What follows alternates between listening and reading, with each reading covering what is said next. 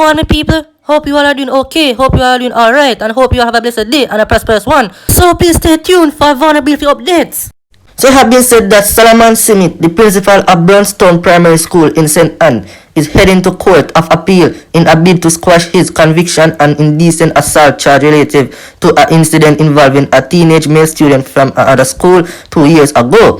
Simit was sentenced to 9 months imprisonment, suspended for 1 year, on Wednesday after being found guilty by a parish judge in St. Anne early this year. Following the sentencing in the parish court, the educated attorney indicate that he will be appealing both the verdict and sentence. Complainant at the time was age 17. Allegations are that on April 17, 2019, the complainant missed his private bus ride to school and made a contact with the principal, a family friend, to facilitate a drive to school. It was further reported that during the journey to Brownstone, the educator fondled the breast of the male teen and placed his hands in the youngster boxer, fondling his sexual organ in the process. The teen is said to have told his parents of the incident some weeks later after reportedly telling his friends that he had become depressed. A report was subsequently made to the police and a following probe. Officers from the Center for Investigation of Sexual Offense and Child Abuse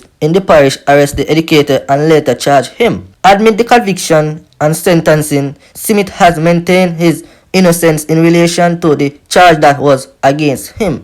Another update, a homeless man bludgeoned to death. And people when Mr. bludgeoned, I mean beat to death. It has been said that a homeless man was bludgeoned to death Friday morning, November the 5th, on Lyndhurst Road in St. Andrew. Police sources told that a stone was used to hit the now deceased man several times in the head. The perpetrator is alleged to be a man of unsound mind. However, this has not been confirmed by the police. Another update, it has been said that a detainee who died at Mandeville Police Lockup in Manchester shortly after falling ill on Thursday has been identified as Dwayne Tomlin. He was in custody for break-ins. Superintendent Lloyd Darby, head of Manchester Police, said detainees at the lockup were released from their cell after 5:30 on Thursday for their morning routine. According to Superintendent Darby, the man fell ill after using the shower and was pronounced dead at the hospital. Mr. Tomlin had been offered bail but remained in custody as he was unable to take up the offer.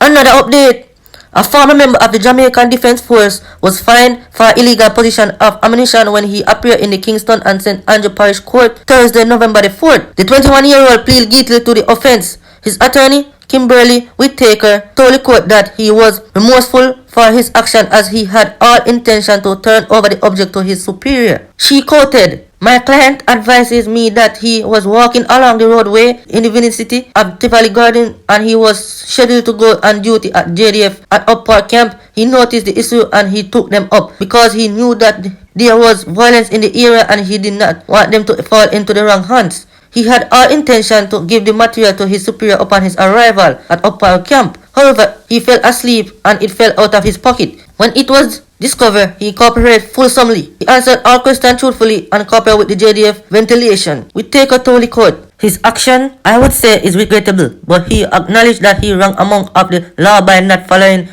certain protocols. We are asking for a non-custodial sentence as he is as someone who is able to be rehabilitated," she added. Whittaker said that her client has no previous conviction. She quoted, "He is no longer a member of serving member of the Jamaica Defence Force because of these cases and he has been serving since he was 19 years old and he was the one that would elevate his family and everyone is shattered by this," the lawyer said. Senior Parish Judge Lorian Cole Montague imposed a fine of $75,000 or 6 months in prison. Another update, police say arrested weapon dealer a threat to our national security. So it has been said that the police say the man who was arrested in Towers Meadows in St. Catherine and Wednesday following the seizure of 150 assorted rounds of ammunition poses a serious threat to our national security. The police told Radio Jamaica News that the man has been major suppliers of guns and ammunition to criminal gangs in St. Catherine.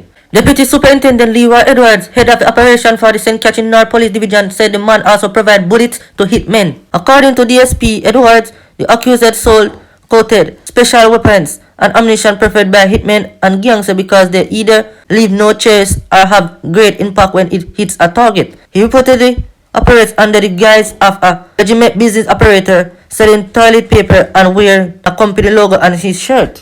Another update, 3 policemen injured during clash with armed robbers. It has been said that 2 policemen were shot on Friday afternoon after they responded to a robbery in Independence City in Portmore, St. Catherine. A third policeman was injured when he was run over by a car transporting the robbers. The injuries are not considered life-threatening. Hampton Nelson, operation officer for the St. Catherine South Police, told Radio Jamaica News the officer had responded after a woman reported she was robbed. The police pursued the vehicle in which robbers were traveling and intercepted it at a traffic light in Independence City. The robbers reportedly alighted their vehicle and forcibly took control of a taxi after pulling out the driver. However, the car crashed when they were trying to escape. The robbers then exited the vehicle and engaged the police in shootout, injuring the cops. At the end of the clash, one of the robbers died and the other escaped. A firearm was recovered from the scene as well as the stolen items. The vehicle in which the men were initially traveling had also been reportedly stolen. So people, I'm going to show now a clip where the incident take place.